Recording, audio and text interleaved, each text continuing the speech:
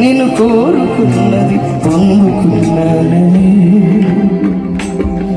ఓ క్షణమై నన్ను దాటిపోయి పొందుకున్నానని, ఒక రోజైనా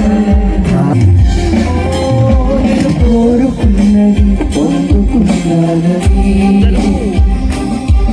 ఒక రోజైనా నన్ను దాటిపోలేదు.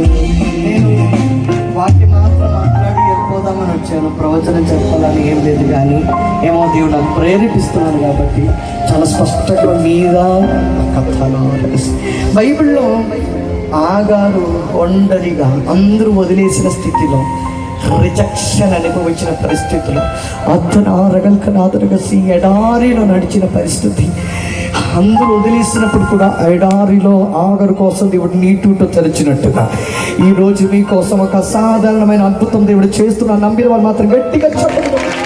దేవుడు అట్లా చెప్తున్నారు, మీ మార్చబడుతుంది. ఏదైనా వాగ్దానాలు ఉన్నా కానీ ఎందుకయ్యా ఆలస్యం అని దేవుడు అడుగుతున్నాం.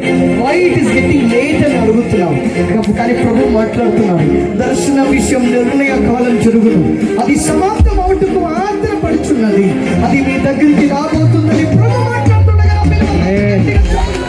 యెహోవా మీ పక్షమున్నాడు, విరోధి ఎవడు? రత్న రగల్కన భయపడద్దు, నేను నీకు ముందుగా వెళ్ళి ముందున్న కొండలని సమభూమి చేసి నేను మార్గం సిద్ధపరచబోతున్నానని ప్రభు మాట్లాడుతుండగా మీరు మాత్రం జరుగునుగా.